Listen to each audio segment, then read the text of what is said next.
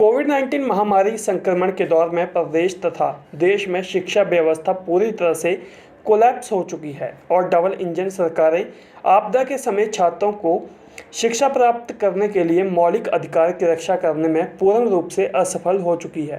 कांग्रेस प्रवक्ता प्रेम कौशल ने जारी एक बयान में सरकार की आलोचना करते हुए आरोप लगाया कि महामारी के दौर में शिक्षा तथा शिक्षण व्यवस्था के प्रति 2 कदम आगे 2 कदम पीछे की नीति पर सरकार कार्य कर रही है। कभी शिक्षण संस्थान बंद कर दिए जाते हैं तो कभी आनन फानन में खोलने का फरमान जारी कर दिया जाता है, जबकि सरकार यह भली प्रकार से जानती है कि कोरोना के साथ अभी देर तक लड़ना पड़ेगा और इस वायरस के संक्रमण की संभावनाओं को ध्यान में रखकर ही सरकार को कार्य योजना बनानी चाहिए थी, परंतु सरकार इस विषय पर पूरी तरह से कन्फ्यूजन की स्थिति में है। निजी स्कूलों की प्रबंध समितियों और अभिभावकों के बीच सरकार के ढुलमुल रवैये की वजह से खाई बढ़ती जा रही है। निजी स्कूलों द्वारा ली जाने वाली फीस को लेकर सरकार कोई ठोस नीति बनाने से पीछे हट रही है, जिसके चलते निजी स्कूल प्रबंधकों को समाज में खलनायक के रूप में पेश किया जा रहा है, जबकि प्रदेश को शिक्षा के क्षेत्र में शिखर पर ले जाने के साथ साथ रोजगार सृजन में भी निजी शिक्षण संस्थानों की महत्वपूर्ण भूमिका रही है। निजी स्कूलों की तरफ से अभिभावकों को राहत देने के मामले पर सरकार को आगे आकर कोई राहत पैकेज देना चाहिए।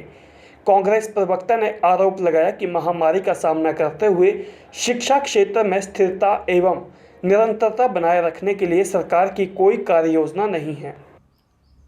कोविड-19 महामारी के दौर में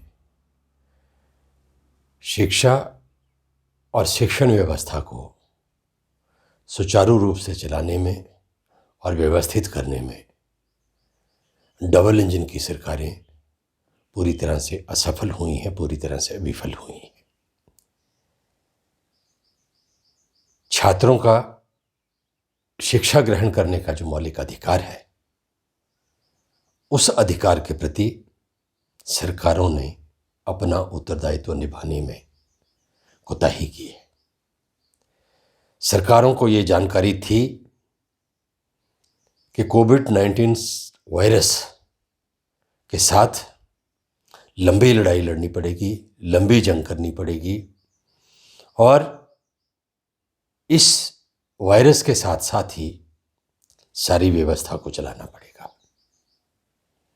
परंतु शिक्षा के क्षेत्र की अगर बात करें तो इसमें सरकार ने बहुत कोताही बरती है।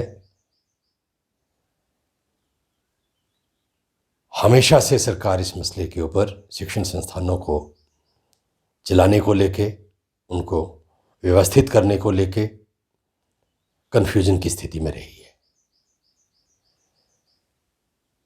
कभी शिक्षण संस्थानों को बंद करने के आदेश दे दिए जाते हैं तो आनन फानन में कभी शिक्षण संस्थानों को खोलने के आदेश दे दिए जाते हैं।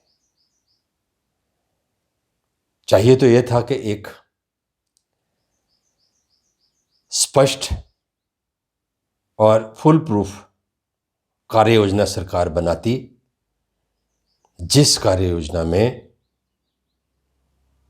कोरोना वायरस के साथ किस तरीके से शिक्षा जो हमारी व्यवस्था है उसको हम चालू रखें और उसको व्यवस्थित करें। परंतु ऐसी कार्य योजना बनाने में सरकार पूरी तरह से नाकाम हुई है, विफल हुई है।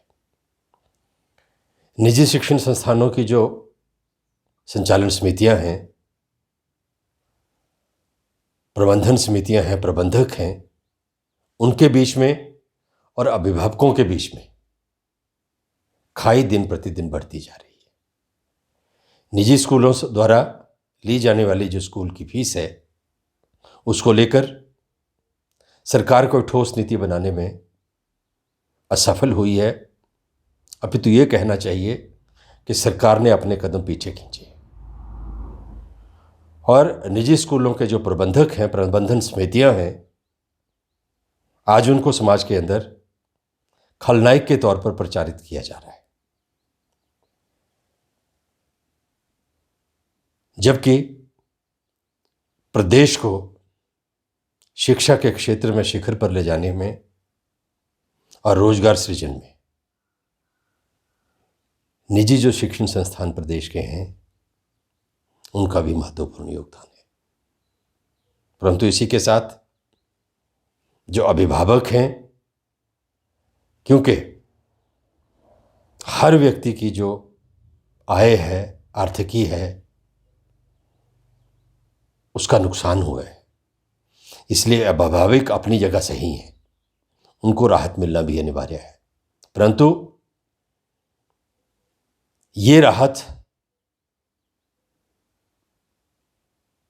सरकार से इसकी अपेक्षा की जाती है, सरकार से इसकी उम्मीद की जाती है। जो राहत निजी शिक्षण संस्थानों की जो प्रबंध समितियां हैं उनसे अभिभावकों को मिलनी चाहिए, उस राहत के एवज में सरकार का यह दायित्व है कि शिक्षा के क्षेत्र में, रोजगार सृजन के क्षेत्र में महत्वपूर्ण भूमिका निभाने वाले जो निजी शिक्षण संस्थानों की प्रबंधन समितियां हैं उनको कोई पैकेज देकर सरकार उनकी मदद करे, उनकी सहायता करे।